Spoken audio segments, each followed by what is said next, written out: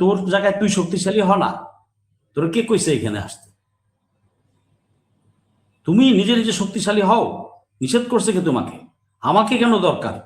আমি আমার মতো বাঁচবো, আমার মতো থাকবে, আমি আমার সিদ্ধান্ত নিব। স্বাধীন রাষ্ট্র, সার্বভৌমত্ব রাষ্ট্র, তুমি আমার স্বাধীনতা সার্বভৌমত্বে হাত দিয়েছ। You are no more qualified to act as a diplomat. তুমি রয়্যাল এজেন্ট কারা আছে এবং বিভিন্ন প্রতিষ্ঠানে কারা চাকরি করছে ওয়ার্ক পারমিট সহ, এরা সবাই রয়্যাল এজেন্ট। ইভেন ইউএনডিপি তো ইন্ডিয়ান লোকজনে ভরা এবং টপ পজিশনগুলোতে।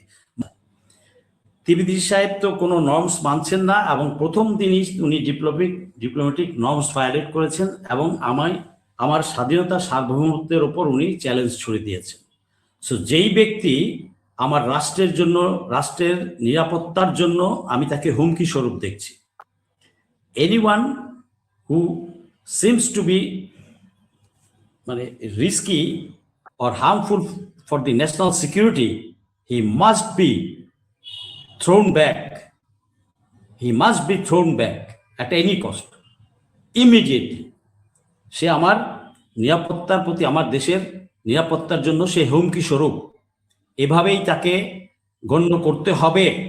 আমার সরকারকে এবং বিরোধী দলকে এবং সকল প্রতিষ্ঠানগুলোকে এটা ধর্তব্যে আনতে হবে, কারণ সে অলরেডি তার কথায় স্পষ্টই সে বুঝিয়ে দিয়েছে।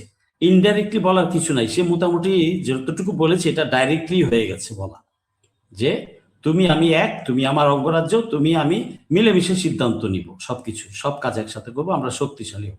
বাট তোর জায়গায় তুই শক্তিশালী হ না, তোর কে কইছে এখানে আসতে? তুমি নিজে নিজে শক্তিশালী হও, নিষেধ করছে কে তোমাকে? আমাকে কেন দরকার? আমি আমার মতো বাঁচবো, আমার মতো থাকবে, আমি আমার সিদ্ধান্ত নিব। স্বাধীন রাষ্ট্র, সার্বভৌমত্ব রাষ্ট্র, তুমি আমার স্বাধীনতা সার্বভৌমত্বে হাত দিয়েছ। You are no more qualified to act as a diplomat. তুমি ডিপ্লোম্যাট হিসেবে বাংলার মাটিতে বা ভারতীয় হাই কমিশনার হিসেবে বাংলার মাটিতে কাজ করার জন্য যোগ্যতা হারিয়েছ। তার ক্রেডেনশিয়াল কিভাবে অ্যাকসেপ্ট করা হলো? নর্মালি ডিপ্লোম্যাট চ্যানেলে ক্রেডেনশিয়াল, তার পরিচয়পত্র, ডকুমেন্টস ইত্যাদি প্রেরণ করা হয়। আমরা এর আগেও কিন্তু দেখেছি সোশ্যাল মিডিয়াতে সে আসতে পারে, অতএব তার ব্যাকগ্রাউন্ড জানা আছে সবার। সেই ক্ষেত্রে আমাদের পররাষ্ট্র মন্ত্রণালয় কিভাবে তার ক্রেডেনশিয়াল অ্যাকসেপ্ট করলো? কে এর পিছনে? কে? ইন্টারিম গভর্নমেন্টের কেউ করে গেছে, তাহলে তাদেরকে ধরতে হবে। আর যদি এই সরকার আসার পরে সেটা সাইন হয়ে থাকে, অ্যাকসেপ্ট করে থাকে, অ্যাকসেপ্টেন্স লেটার পাঠিয়ে থাকে, তাহলে কারা এর পিছনে দায়ী, কারা কাজ করেছে, কারা ইনফ্লুয়েন্স করেছে তাকে গ্রহণ করার জন্য, এদের সকলকে আইনের আওতায় আনতে হবে। আমি একজন সাধারণ জনগণ হিসেবে এই দাবি করছি আমার বর্তমান সরকারের উপর। আচ্ছা, এ ধরনের নিয়োগ সাধারণত হোস্ট কান্ট্রির জন্য বিপজ্জনক, এবং সেই বিপদটা আমরা প্রথম দিনই সে ইঙ্গিত বলে দিয়েছে। সাধারণত পলিটিক্যাল ডিপ্লোম্যাট যারাই অ্যাপয়েন্টেড হয়, তারা কিন্তু হোস্ট কান্ট্রির অনেক ডিসিশন মেকিং প্রসেসের উপরে, গভর্নমেন্টের উপরে ইনফ্লুয়েন্স করে অবৈধভাবে। বিকজ তাদের সাথে একটা, হোস্ট কান্ট্রির পলিটিক্যাল লিডারদের সাথে তার একটা অ্যাপ্রোচ থাকে সরাসরি যাওয়ার, কিন্তু ক্যারিয়ার ডিপ্লোম্যাটরা নর্মস মেনে চলে। তো তার মতো একটা দুষ্ট লোককে কিভাবে নিয়োগ দেওয়া হলো, আর কিভাবেই বা আমরা অ্যাকসেপ্ট করলাম তার ক্রেডেনশিয়াল, এটা কিন্তু প্রশ্ন রাখে। এই জিনিসগুলো বুঝতে হবে। দুই দেশের রিলেশনটা যেখানে সবাই চায় একটু নর্মালসিতে ফেরত আসুক, সেই ক্ষেত্রে তাকে এইভাবে গ্রহণ কে করলো, কারা করায়, এটাও একটা প্রশ্ন। এদেরকে আইনের আওতায় আনতে হবে। এ ধরনের ডিপ্লোম্যাটদেরকে আমরা চাই না, যার হাত রক্তে রঞ্জিত, মুসলিমদের রক্তে রঞ্জিত, নারীদের নির্যাতনে যার হাত সিদ্ধ, তাকে কিভাবে আমরা এই মুসলিম দেশে, এই বাংলাদেশ সরকার তাকে অ্যাকসেপ্ট করব? আমি এই সরকারের প্রতি আমি এই প্রশ্ন ছুড়ে দিচ্ছি, আপনার অনুষ্ঠানের মাধ্যমে এই প্রশ্ন আমি আমার সরকারের উপর ছুড়ে দিচ্ছি।